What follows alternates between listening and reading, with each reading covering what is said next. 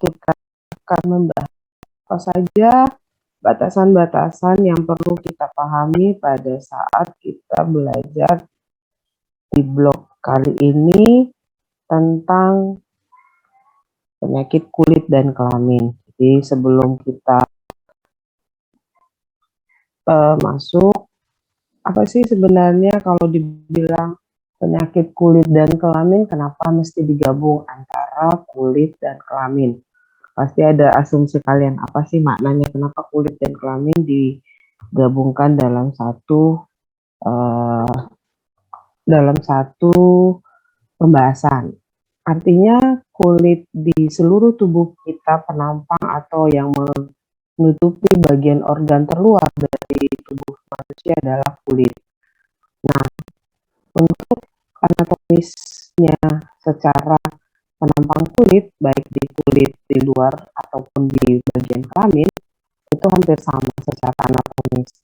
Jadi ada yang disebut bagian terluar dari penampang kulit yang bisa kita lihat secara kasat mata yang kita namai dengan epidermis. Mungkin pada penjelasan sebelumnya, apakah sudah pernah dapat blok kulit? Sudah pernah belum? Belum ya? Sudah pernah dapat blog tentang kulit nggak? Pernah ketemu sama saya nggak? Kuliah pertama kah dengan saya? Iya dok, pertama kali dok. Oh iya, kalau begitu saya perkenalan dulu lah. Nanti kalian, saya pikir, oh iya. Nama saya Dr. Julianti Tarigan. Saya staf pengajar di Metodis. Saya spesialis kulit dan kelamin, bertugas di Rumah Sakit Bayangkara, kemudian di Bamed Skincare, kemudian juga saya praktek pribadi. Jadi untuk kuliah hari ini seharusnya tadi yang pertama Dr. Kristo Nababan, tapi beliau berhalangan, jadi saya ganti. Saya mau menggantikan beliau untuk topik yang pertama. Jadi mohon maaf mungkin saya agak terlambat tadi masuknya. Jadi blognya Dr. Kristo tadi, topik yang pertama kita akan membahas batasan-batasan dari kulit dan kelamin dan penyakit-penyakit apa yang akan kita bahas selanjutnya di bagian blog kulit dan kelamin.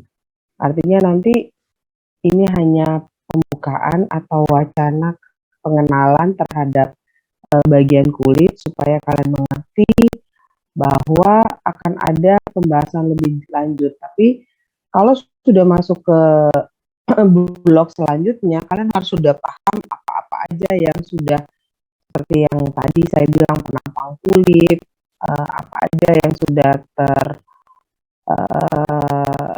terbahas hari ini. Jadi kalian nggak bingung lagi apa sih dermatom muskuloskeletal.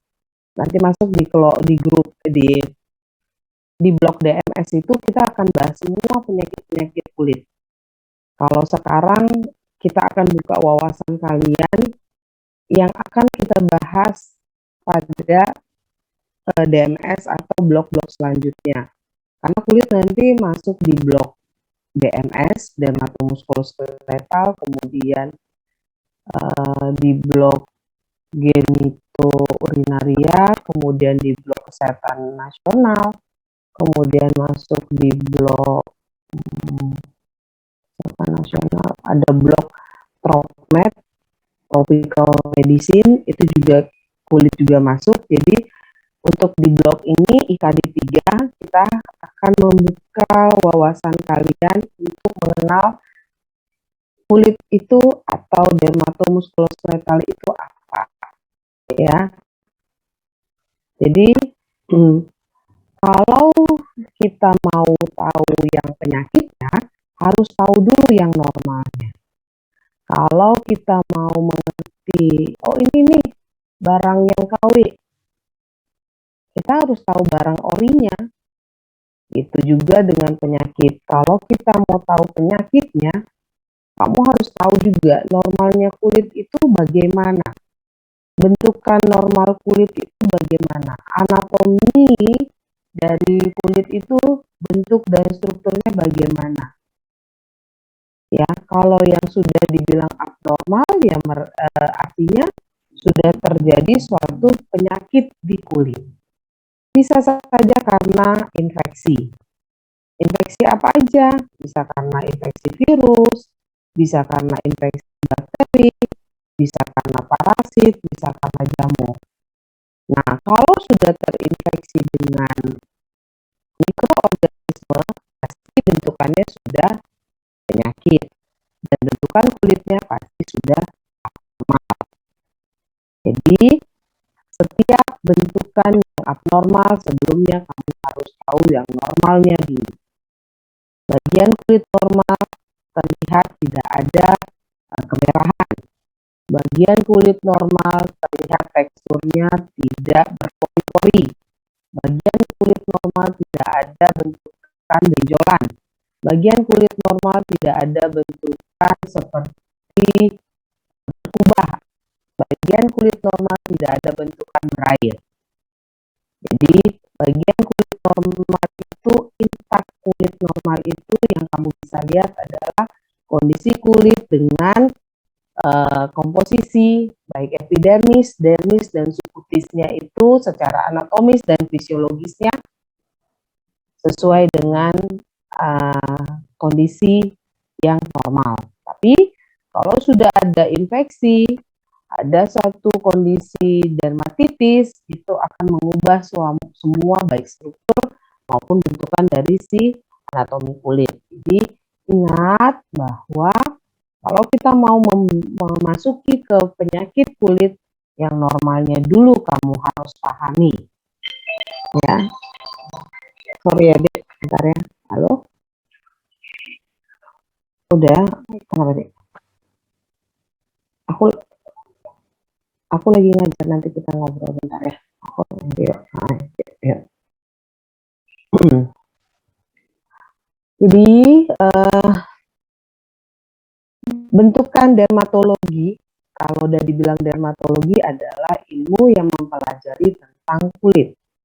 Ya, ilmu yang mempelajari tentang kulit. Sedangkan muskuloskeletal, di sini kita melihat bagaimana, mungkin ini nanti yang lebih mendalami adalah bagian bedah. Karena di muskuloskeletal kita di bagian kulit tidak terlalu membahas. Tapi kelainan-kelainan itu juga bisa terjadi. Awalnya itu kamu juga harus tahu bagaimana bentukan dari normalnya. Banyak penyakit-penyakit yang disebabkan adanya infeksi, adanya penyakit degeneratif, adanya suatu trauma, atau kalau dia dibilang trauma itu bukan bahasa awamnya itu kayak gangguan jiwa, enggak ya. Kalau udah dibilang trauma adalah satu ruda paksa pada bagian tubuh, satu gangguan, baik itu misalnya trauma tumpul, trauma tajam, trauma akibat satu benturan, jadi adanya satu ruda paksa, atau kelainan kongenital, bahkan juga bisa karena tumor. Jadi pada pembelajaran blok kali ini yang kita harus pahami, yang pertama harus mengerti bagaimana bentuk, struktur, dan fungsi dari kulit itu. Jadi kita bisa mengilustrasikan anatomi bagaimana ekstremitas atas, mekanismenya, apa bentuk kelainan kulit. Jadi kalau udah dibilang fluoresensi kulitnya bagaimana, itu kamu harus udah bisa bilang bagaimana kelainan kulit. Jadi enggak lagi ngomong kalau kita sudah masuk ke kelainan kulit, kita udah ngomong ini ada makula hipopigmentasi. Apa itu makula? Perubahan warna kulit semata. Makula hipopigmentasi. Kalau hipopigmentasi ada pengurangan dari pigmentasi, warnanya putih. Nah, itu nanti kita sudah bahas di bagian ini, jadi sudah harus mengerti. Jadi nggak bisa lagi ngomong kalau misalnya sudah masuk ke bagian kulit. Penyakit kulit saya nggak akan lagi jelaskan nanti makula hipopigmentasi, enggak. Nanti kalau sudah masuk misalnya penyakit Acne vulgaris atau jerawat. Acne vulgaris adalah suatu gambaran dengan kondisi seperti adanya papul, kemudian adanya makula, adanya komedo. Itu tuh kalian harus sudah paham. Apa itu papul? Penonjolan pada kulit dengan batas atau kurang dari 0,1 cm. Itu udah paham. Jadi kalau udah saya bilang, ya adanya papul, di dalam benak kalian, di dalam mindset kalian sudah ada kondisi bahwa papul itu adalah satu penonjolan pada kulit. Bisa menginterpretasikan bagaimana fluoresensi atau kelainan pada kulit. Banyak yang perlu kalian pelajari dari nanti fluoresensi dari kulit. Jadi ada dua ruam, yaitu ruam primer, ruam sekunder. Ruam itu adalah fluoresensi pada kulit, di mana dia akan menunjukkan satu kelainan kulit. Yang primer itu yang akan menunjukkan bagaimana gambaran pertama sekali kita lihat dengan keluhan si pasien. Jadi keluhan utama pasien, jangan kalau di kulit itu jangan dibilang keluhan pasien itu gatal, karena hampir semua keluhan kulit itu pasti gatal. Ya, jadi kalau di bagian kulit usahakan setiap keluhan utama itu adalah yang paling menonjol pada keluhan kulit. Apakah itu bercak merah, apakah itu benjolan merah, apakah itu bercak hitam, bercak putih yang menjadi keluhan si pasien.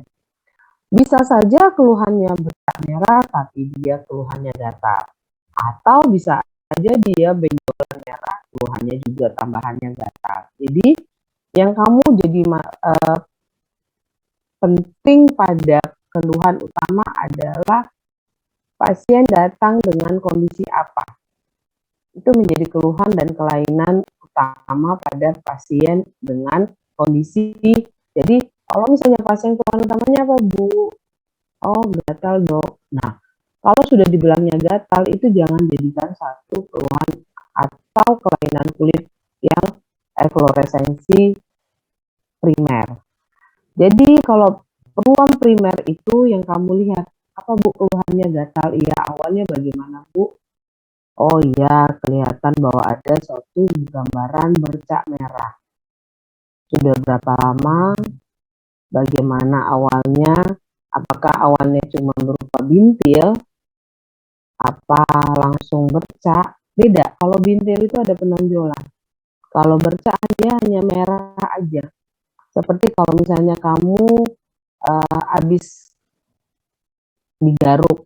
Kalau digaruk pasti kulitnya itu akan terlihat kemerahan tanpa ada penonjolan. Tapi kalau digaruk bolak-balik, itu akan bisa bentukannya itu akan terlihat seperti edema setempat atau seperti urtikaria. Nah, bingung toh? Nah, kalau belum mengerti bahasa-bahasa fluoresensi atau kelainan kulit, memang agak susah. Jadi harus tahu fluoresensi dari kulit sama sekali. Jadi penampang kulit nih. Kulit itu kalau dipotong sagital, penampang kulitnya akan terlihat bagian epidermis, dermis, subkutis, dan di epidermis itu ada bagian lagi ada stratum corneum yang paling luar, yaitu yang terlihat paling luar yang kalau kita lihat kulit masing-masing coba dilihat. Nah, itu stratum corneum, kemudian lucidum, squamosum, granulosum, basale. Terus hafal ya urutannya.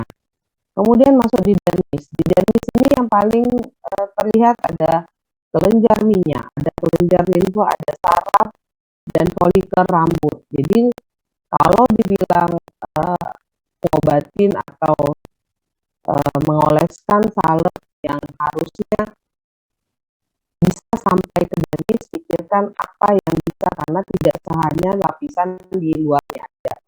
Bagian dermis atau misalnya kamu membayangkan sayatan pisau, kenapa ada beberapa yang tidak mengenai atau tidak terlihat darahnya, karena memang tidak sampai di dermis. Kalau sampai di dermis, pastinya akan terlihat keluar darah, artinya lebih dalam dari epidermis. Jadi bagaimana di dermis itu banyaknya pembuluh darah, banyaknya kelenjar keringat, banyaknya folikel rambut, dan di situ juga ada satu saraf. Jadi kalau misalnya kamu dicubit, hanya bagian epidermisnya nggak akan terasa sakit, tapi kalau sudah dicubit sampai di bagian dermis atau lebih dalam, itu akan terasa lebih sakit. Jadi ini penampang kulit ini kamu harus di dalam benak kamu tuh sudah bisa kamu bayangkan, artinya bisa kamu menginterpretasikan. Jadi kalau misalnya nanti itu, oh iya ada nodul, oh ada tumor, ada papul, dia ada penonjolan dari dermis sampai ke epidermis, makanya terlihat penonjolan. Atau hanya sebatas epidermis, dia terlihat sebagai adanya suatu penimbunan atau terdorongnya bagian dermis. Itu sudah bisa kamu bayangkan.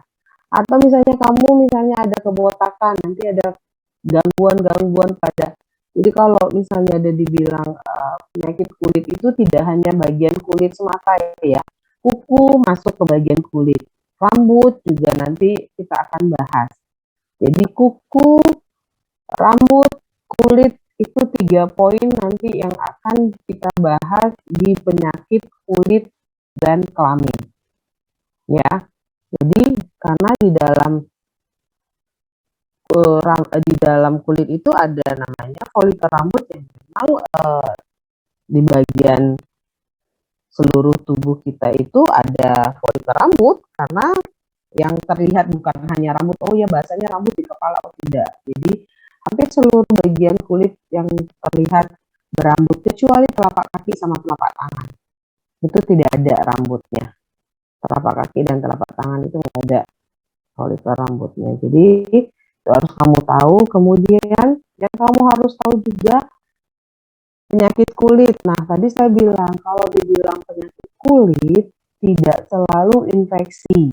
Kalau ini bakteri, virus, jamur, parasit, ini adalah suatu infeksi yang dapat menyebabkan satu gambaran pada kulit. Jadi selain bakteri, virus, jamur, dan parasit, beberapa penyakit kulit yang lain, nah di kuku juga ya bisa ada infeksi bakteri, virus, jamur, parasit, itu di kuku juga bisa.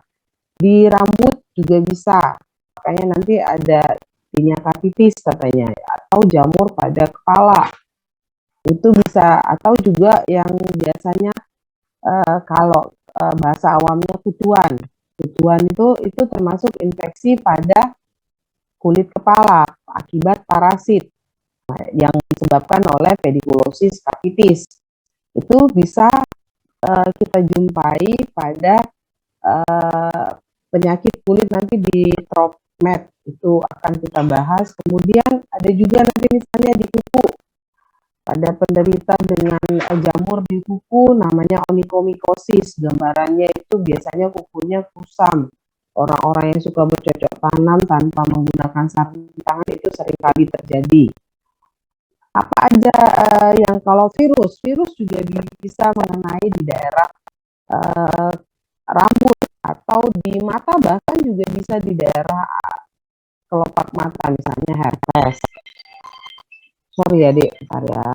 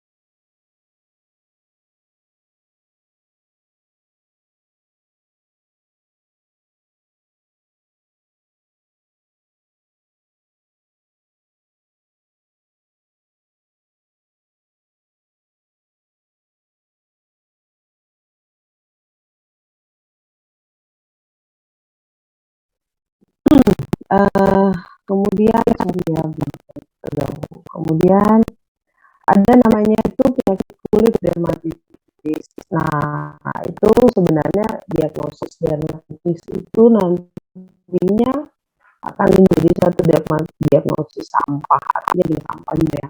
Semua penyakit kulit yang merah hampir seringkali disebut dermatitis. It's okay. Tapi sebenarnya kalau kamu sudah jadi dokter, nantinya don't say like dermatitis atau eczema. Itu orang awam pun bisa menyebutkan seperti itu. Jadi biasakan kalau sudah mengenal akan penyakit kulit, biasakan dermatitis itu sudah lengkap. Oh, ada dermatitis kontak alergika, ada dermatitis kontak iritan, ada dermatitis atopi, ada dermatitis fumularis, seboroid, diaperas, dermatitis venenata, banyak banget.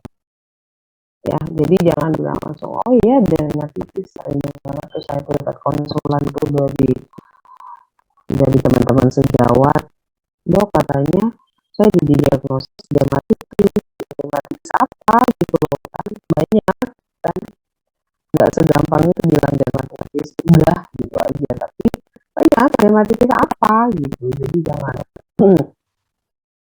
kalau sudah jadi dokter umum nanti biasakan untuk menyebutkan dermatitis apa gitu, dermatitis kontak alergika, dermatitis venenata gitu. Bagusnya seperti itu kalau menurut saya. Kalaupun mau dikonsulkan ke penyakit kulit is okay, tapi biasakan tegakkan dengan dermatitis apa. Walaupun salah is okay, nggak masalah menurut saya, daripada ngomong diagnosisnya dermatitis. Ya, Google juga bisa bilang gitu seperti itu, tapi kalau menurut saya sih bagusnya ada dermatitis apa gitu ya. Kemudian selain gangguan pada yang tadi saya bilang, pigmentasi juga nanti kita akan bahas. Adanya perubahan pigmentasi pada kulit, pada rambut, kita akan bahas. Misalnya gambaran seperti hipopigmentasi atau warna keputihan pada kulit, pengurangan dari pigmen kulit, itu akan kita bahas. Atau kita akan bahas juga kelainan pigmentasi kulit dengan penimbunan pigmentasi pada wajah, itu biasanya kita sebut melasma pada ibu-ibu dengan riwayat penggunaan pil KB. Itu akan kita bahas nanti, selanjutnya akan kita bahas di blog selanjutnya. Jadi klinis, kalau kita sudah nantinya, kalau misalnya koas, kamu sudah tahu oh ada namanya ruam primer dan ruam sekunder. Itu jangan bilang nggak pernah diajarin. Oh, malu kita. Jadi ini udah dibahas dari mulai tadi ya. Jadi artinya kalau sudah dibilang penyakit kulit, kita sudah ngomong fluoressensi kulit.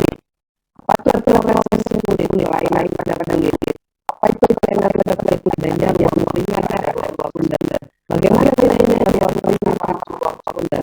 Ruam primer itu yang terlihat nyata dan jadi turunan utama. Kalau yang sekunder dia tidak ada yang pertama, dia second, yang kedua setelah ruam primer. Jadi apa aja ruam primernya? Banyak. Oh iya, sebenarnya saya tadi buku acuan buat tadi. Kalau sudah masuk ini alam kulit ini, buku acuan sudah ada wajibnya ya. Belilah ya. Biar nanti akan bahas di saya kalau soal nanti kebanyakan dari buku merah FKUI edisi 7 ya. Apa punya 7?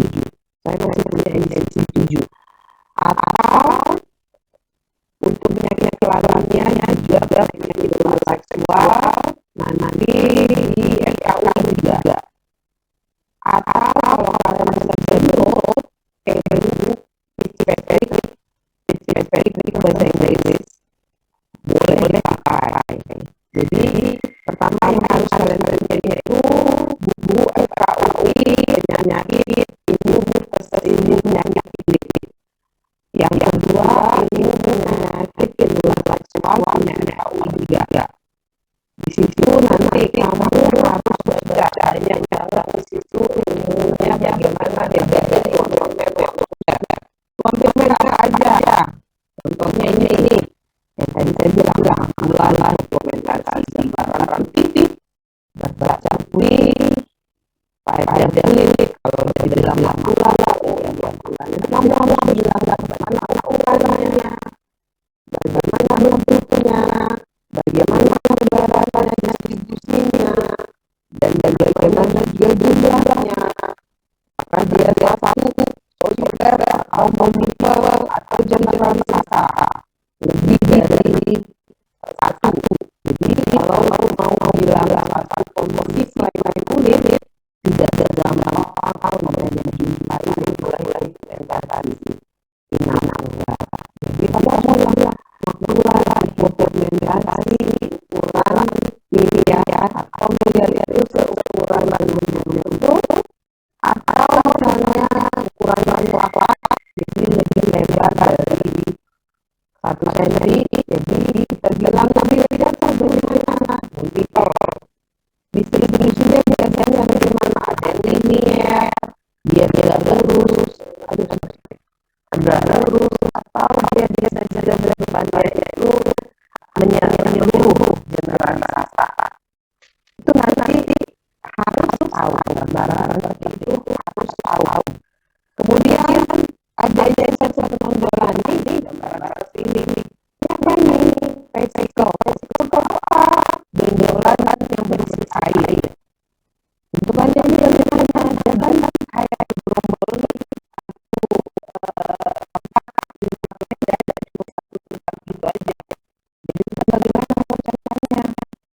Resiko bergerombol dengan ukuran bagaimana? Dan jangan lupa kalau sudah bilang seperti itu, kita sudah bilang regionnya sesuai dengan analisis dari ucapan jadi nggak mau lagi misalnya ini dia RO, ada regio poli posterior dijumpai pada regio poli posterior, poli itu leher, posterior itu belakang. Jadi di regio poli posterior dijumpai ular pigmentasi multiple dengan ukuran bagaimana ukurannya. Itu harus tahu ya, jadi multiple banyak. Kemudian tambahkan komponennya dulu bagi tambah pigmentasi. Selanjutnya komponennya apa? Kalau biasanya kita lihat yang misalnya kalau dulu kan kayak dari gambar itu bekas garukan kamu tuh. Nah itu kita bilang namanya sama terlepasnya terlepasnya selatan turun, dia tersebut dengan sama itu ruang udara aja. Itu bisa saya bahas. Ini sudah bisa dididik ya. Dari dulu. Satu.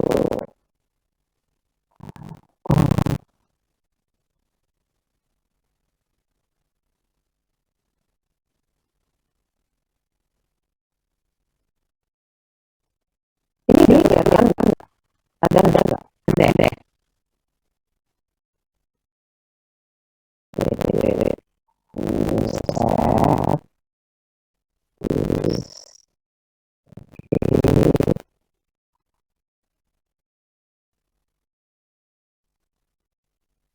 Tadi apa ya? Yang keluar dari soal aja. Dan akan kembali cara itu akan keluar. Yang adalah itu dan kajian kita sudah dalam bentuk soal PBRL, tidak ada yang ngomong apa yang disebut dengan masalah komponen. Akan ada satu skenario kasus. Jadi setiap kali saya akan keluar pada soal ya.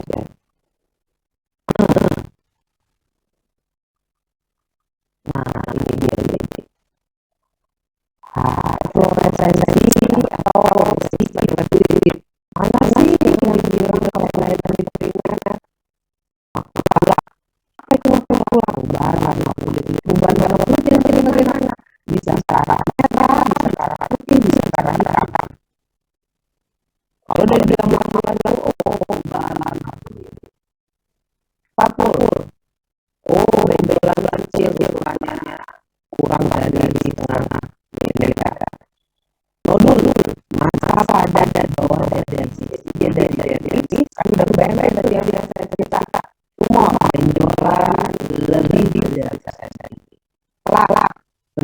contohnya plak lagi tuh yang tadi yang ada di sebelah gambar. Ini bisa hilang ya kalau misalnya yang ini yang tadi. Bagaimana kita oke. Kemudian adanya Utika. Utika itu apa?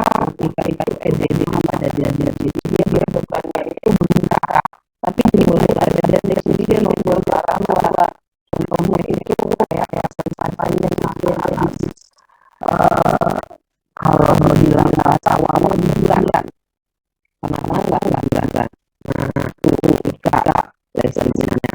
Kemudian fisikal yang tadi yang ada gelombang saya bilang yang saya kira bagian dari asasi. Kemudian juga vesicula yang besar dan biasanya ada dinginnya. Pustul adalah fisikal yang bersinar. Jadi kalau misalnya yang mau nengok jerawatnya mungkin ada saudara atau sendiri di jerawat atau ada yang berisi anak itu namanya postur abses itu biasanya benjolan juga tapi ada nanahnya di dalamnya. Nah biasanya itu ada nanti apa disebut terus bisa apa rongga yang berisi cairan nanti ada kayak benjolan kan juga dia bergerak ada cairan di dalam sisa dan sel. Nah ini namanya fluoresensi atau ruang primer. Nah kalau sudah dilakukan sebanyak ya ada beberapa bagian yang merah. Nanti bagian dari merah ya, buku merah UI ya. Itu ada beberapa lagi. Kemudian dari penekanan diskusinya dia ada di merah. Kemudian ini yang tadi saya bilang memang ulang ini perubahan warna kulit bisa secara pigmentasi hitam, bisa secara pigmentasi putih ya. Kalau aku ini gambarnya kayak gini nih, dia ada kalau gambar kayak gini, tapi dia kasar seperti ini apa? Jadi teman-teman foto ini apa? Ini berbusa atau gambarannya itu peninggian daripada kulit. Kalau dipegang tuh dia nggak arah kulit normal, kayak kemudian daripada kulit. Kemudian ini nodul kan lebih besar ya, lebih besar dan dia juga ini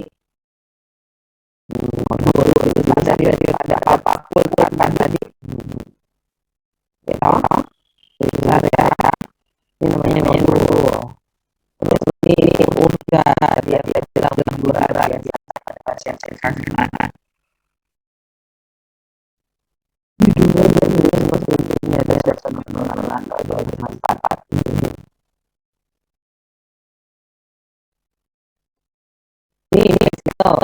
agar belum berisi air atau tadi dia adanya cairan. Jadi kalau dilihat dia dari seperti ini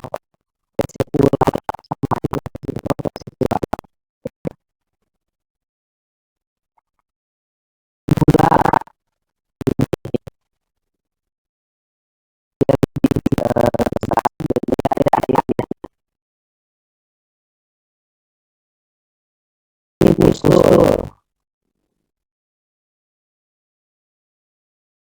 bukan untuk makanan yang boleh mungkin foto pasien akan katanya itu ya ini salah ini stres hampir begitu kalau memang dilihat ya kita kan belum bisa terlalu hasil lah bentuk penyakit tapi harus tahu jadi ini dulu ini ya ini sisa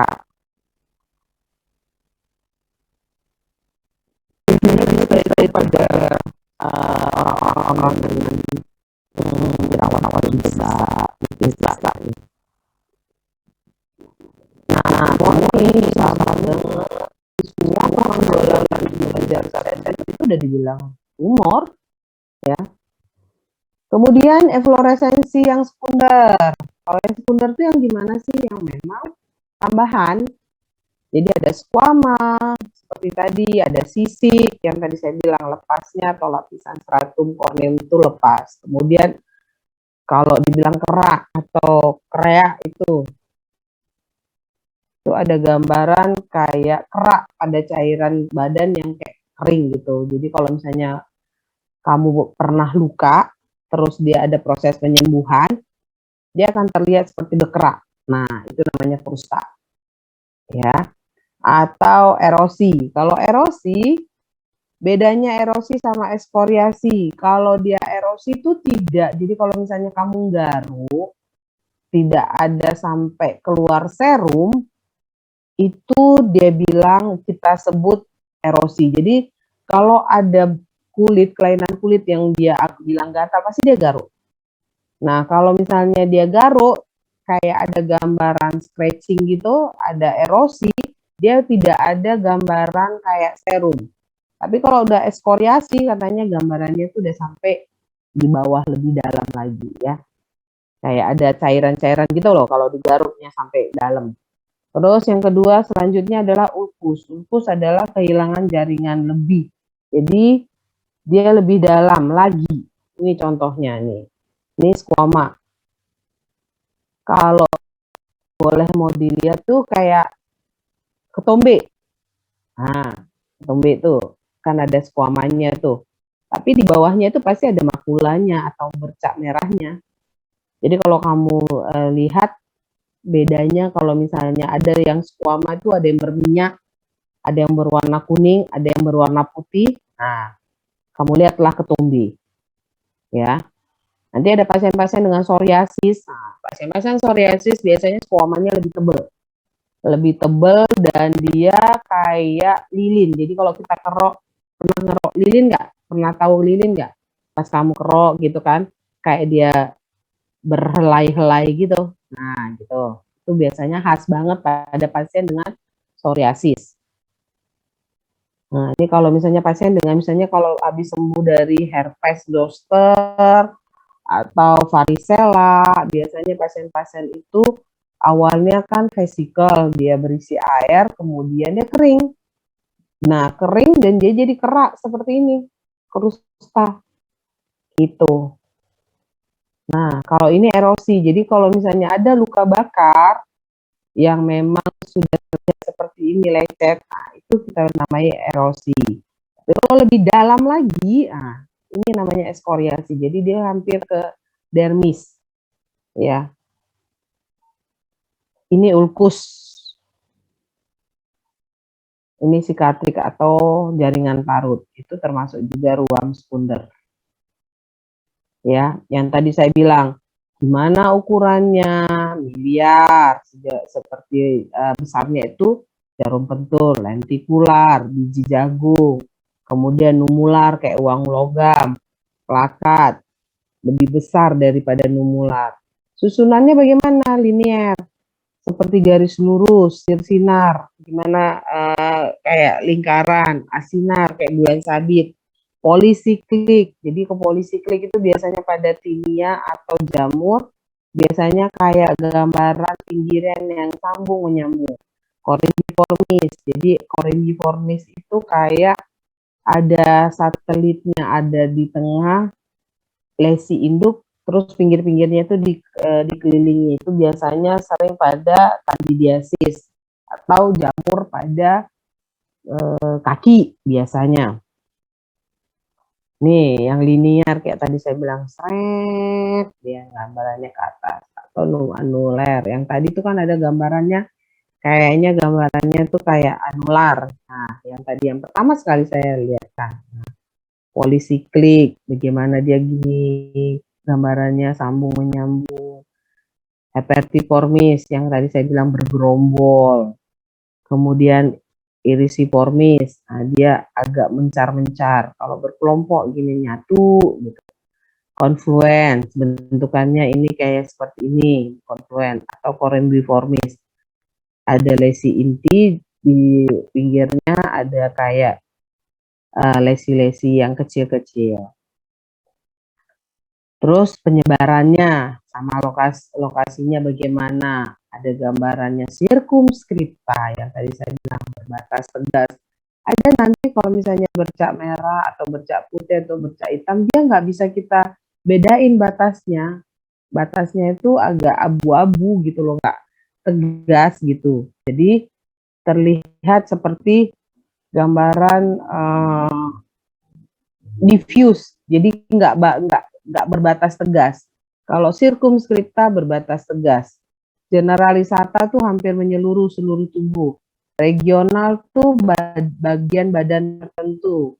Kalau universal hampir menyeluruh sama seperti generalisata. Soliter hanya satu, jadi ada satu lesi kayak papul tadi ya, soliter. Herpetiformis bergerombol.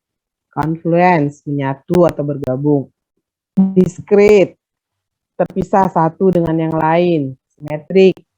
Kemudian simetrik itu biasanya bagian kalau dibelah dua tubuh itu kiri dan kanan hampir sama ruamnya.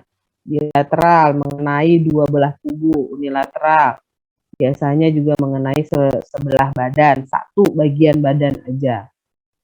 Nah, kalau misalnya sudah, ini pemeriksaan laboratorium ini untuk tambahan, kalau misalnya sudah tahu diagnosisnya, atau sebelum kita tahu diagnosisnya, ada baiknya kita bantu dengan pemeriksaan penunjang atau pemeriksaan laboratorium. Jadi, untuk batasan atau penyakit kulit tadi, ada yang mau bertanya kira-kira sebelum masuk ke topik kedua?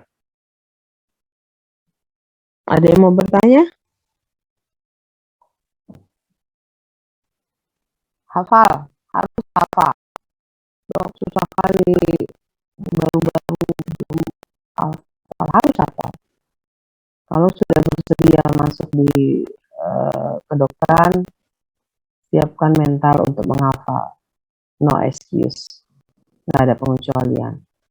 Diawali dengan kamu harus membaca, menghafal, remind, dan kamu bisa tahu selanjutnya. Jadi kalau kamu malas baca, nggak bisa merimain, ya bagaimana menjadi dokter? Susah deh. Karena bahan-bahan dokter itu harus baca seumur hidup, harus belajar, nggak ada cerita kalau misalnya bisa nanti tebak-tebak buah manggis. Kita berhubungan dengan nyawa manusia, apakah kalian mau berobat sama dokter bodoh? Enggak toh. Kalian kan harus mau, kalian cari dokter yang ramai pasiennya, yang pintar, kalau bisa sekali datang langsung sembuh. Balikkan ke diri kalian. Ya, kembalikan ke diri kalian. Jadi jangan malas belajar, harus rajin belajar, baca buku, jangan asal lewat. Karena kalian sekarang sistemnya blok. Kalau zaman saya dulu, sistemnya tuh one by one, jadi ada anatomi, fisiologi, ada histologi, jadi satu-satu. Kalau kan sekarang udah digabung. Oh ini udah enak nih, orangnya udah ngomong masalah penyakit kulit, gitu-gitu kan. Jadi memang butuh effort lebih dalam, harus mau belajar, nggak bisa nggak belajar. Karena sekarang sudah main ke, ini loh penyakit, kamu harus olah apa base medisinnya gitu. Ada satu demam atau ada bercak merah. Bercak merah itu prosesnya bagaimana terjadi bercak merah? Apa yang terjadi di situ? Oh iya, adanya penimbunan atau keluarnya satu bercak prostaglandin, protein, semua itu kamu harus tahu. Nah, itu kamu pelajari nanti di fisiologi, bagaimana pembuluh darah bisa mengeluarkan satu protein prostaglandin, histamin, serotonin yang bisa menyebabkan suatu gambaran informasi. Yang seperti itu, kalau kamu nggak mau baca, kayak saya kan sudah langsung ngomong, oh ya makula hipopigmentasi, makula. Tapi bagaimana bentukannya nanti kamu baca di fisiologi. Karena kan kamu ini masih blok awal. kamu harusnya sudah kalau misalnya teorinya kamu baca di Gaiten, di Ganong, itu harus sudah punya bukunya. Kamu kalau malas baca, kamu bingung. Kamu bukan jadi dukun, bisa tebak-tebak buah manggis. Kira-kira ini enggak. Kamu bertemu sama manusia. Artinya manusia itu nyawa. Kalau kamu salah diagnosis, salah ngasih obat, nyawa melayang, malpraktek. Kita dekat banget dengan penjara, dekat banget. Jadi kalau malas belajar, 1-2 pasien mungkin bisa miss. Nanti yang keempat, kelima, gitu. Jadi kalau sudah bersedia masuk di kedokteran, jangan bilang, aduh dok malas baca, no, nggak boleh. Dok nggak sanggup dok baca bahasa Inggris, no, nggak bisa. Nggak, dok muntah saya baca textbook dok bahasa Inggris, no, nggak bisa. Harus sekarang sudah harus siapkan mental untuk meneruskan langkah selanjutnya. Buku-buku kedokteran nggak ada bahasa Indonesia, jarang. Textbook pastinya bahasa Inggris semua. Kalau kamu alergi bahasa Inggris, aduh, bahaya. Kan kamu nggak mau jadi dokter umum doang, kan menjadi spesialis juga seperti saya. Kalau udah menjadi spesialis, ya jangan alergi, namanya bahasa Inggris, buku textbook, itu nggak boleh. Ini masih saya bisa bilang FKUI pun, ya karena memang masih minimal lah nantinya ke depannya ya, yang kayak tadi saya bilang, Fitzpatrick ya harus kamu baca. Karena nanti misalnya kamu UKM PPD, ujian CBT, itu udah harus jurnal juga kamu baca, buku Fitzpatrick juga kamu baca, itu semua bahasa Inggris. Jadi nggak ada bahasa alergi sama bahasa Inggris. No. Kalau kita mau jadi dokter, kita harus berkompetensi. Apalagi nanti kalian nih sudah sudah era apalah gitu kan. Jadi harus giat belajar, jangan mau kalah dengan orang-orang di luar, karena nanti misalnya kalian pun lulus, kalian akan terjun ke dunia yang sudah ada kompetisinya. Teman-teman kalian tuh enggak kalian ini aja, nanti isip ketemu tuh sama anak orang Jawa, ketemu tuh sama lulusan negeri, jangan kelihatan kalau kalian nggak punya buku pegangan. Nggak pernah, pas kuliah saya nggak pernah, wah malu. Jadi usahakan seperti tadi yang saya bilang, buku yang wajib pegangan kalian baca. Sekarang kan bisa download, kayak tadi saya bilang, download buku ebook Fitzpatrick. Kalau nggak mau Fitzpatrick, minimal FKUI, itu bahasa Indonesia, bacalah buku itu. Itu aja malas baca. Kalau nggak mau beli aslinya, beli yang palsunya, biji gantung. Lebih murah, tapi harga 100.000, baju kalian pun mahal-mahal, harga 2 jutaan, jam tangan kalian jutaan. Masa beli buku aja nggak mau, belilah buku FKUI, ilmu penyakit kulit. Ntar ya, saya lihat dulu yang mana bukunya ya.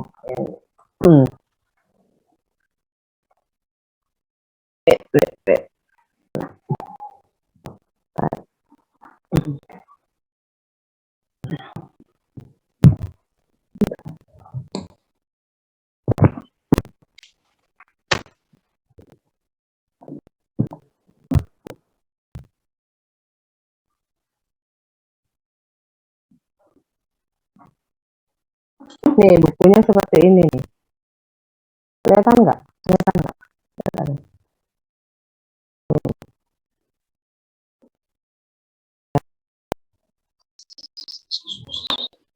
Karena bayang ya, karena disampul ya. Pokoknya kayak gini bentukannya. Nah, ya harus punya wajib punya itu ya, minimal itu harus sudah punya, yang itu kalian harus punya, jangan nggak punya. Kalau itu aja kalian nggak punya, udah bahaya ya, nanti nggak bisa jawab soal ujian yang dari saya. Oke,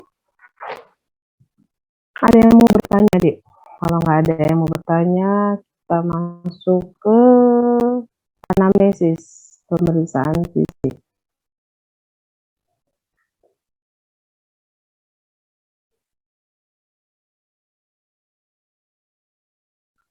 Anamnesis dan pemeriksaan fisik pada kulit.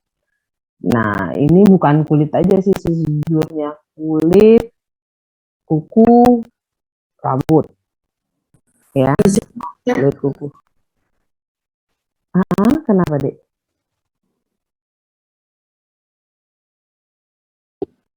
Slide-nya belum terganti, Dok. Oh, belum. Iya. Sorry. Terima kasih, Dok. Oke, bentar ya.